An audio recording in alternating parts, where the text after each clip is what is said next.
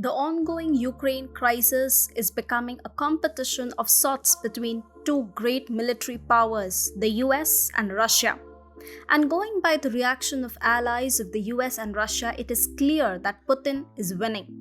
Hi and welcome to TFI Global, the foreign affairs and geopolitical analysis arm of TFI Media Group. I'm your host, Tejasvi Malhotra. Let's begin. What did Biden say after winning the 2020 presidential polls? America is back. Well, just over a year after he assumed office, Putin went to war with Ukraine. And today, all Russian allies are supporting Putin's war. But no US ally is backing Biden. In fact, Russia is getting economic, diplomatic, and military support. On the other hand, all that the US is getting is a bit of verbal support and some token initiatives. Hey, it's me, Atul. I started this channel. We started small, we went big. Suddenly, the whitey police was after us. We dodged and ducked, but the algos got us really bad. So we designed our own app. It's free. We never asked for money, we never will. But the droid called us too sensitive and blocked us. We still have an Apple app. Join us and fast, because if you don't, we will cease to exist. Check out the link in the description. For several years, Russia has backed sitting regimes in Middle East and Africa from rebellions, radicalism, and instability. These countries view Russia as an ally against Western interventionist policies and regime change wars. And these regimes are now ready to return the favor. As per the Syrian Observatory for Human Rights, Russian officers have set up registration offices to recruit Syrian fighters. In fact, 40,000 Syrian fighters are said to have been recruited to fight for Moscow against Ukraine. Members of the Syrian army and armed militias with prior combat experience too have been put on standby. Then in Africa too, Russia is getting a lot of diplomatic and military support. During the United Nations General Assembly vote on Ukraine, 24 countries refrained from condemning Russia, 16 abstained, 7 didn't participate in voting, and only 1 voted against Moscow. Lieutenant General Muhoozi Kainerugaba, the son of Uganda's president, backs Putin openly.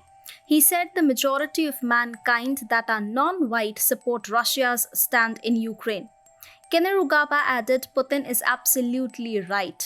In fact, the Wagner Group, a Russian private military company with good presence in Africa, is reportedly offering starting salaries of $2,000 per month for foreign fighters joining Russia's war against Ukraine.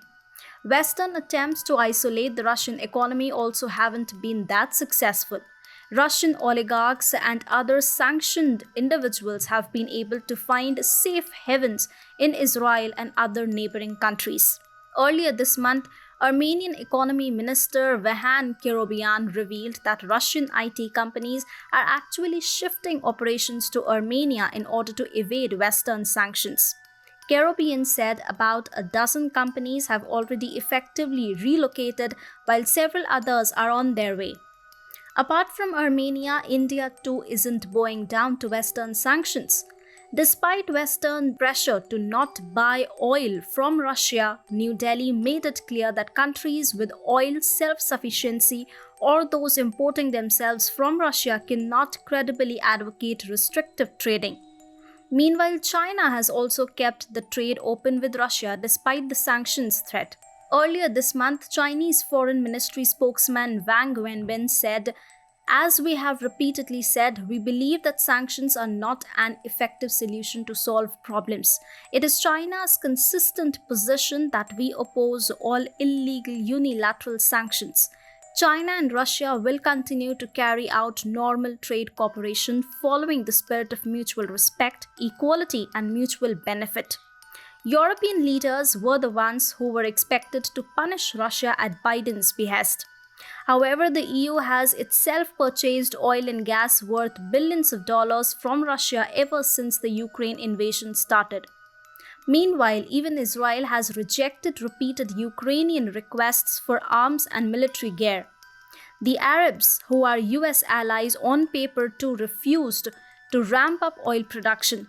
They are honoring the OPEC agreement of not raising oil output instead of helping the Western world lower oil prices and reduce inflation. Apart from insignificant countries like the UK and Canada, which have no autonomy in their foreign policy, no one is supporting Biden. Biden actually needs to learn the art of keeping allies and partners in confidence from Putin.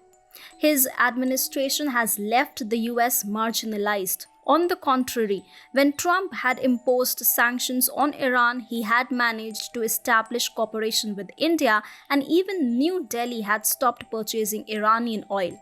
The Ukraine crisis makes it clear that nothing can stop the Russian allies from standing firm with Putin despite being coerced by the Biden administration to fall in line with the West agenda.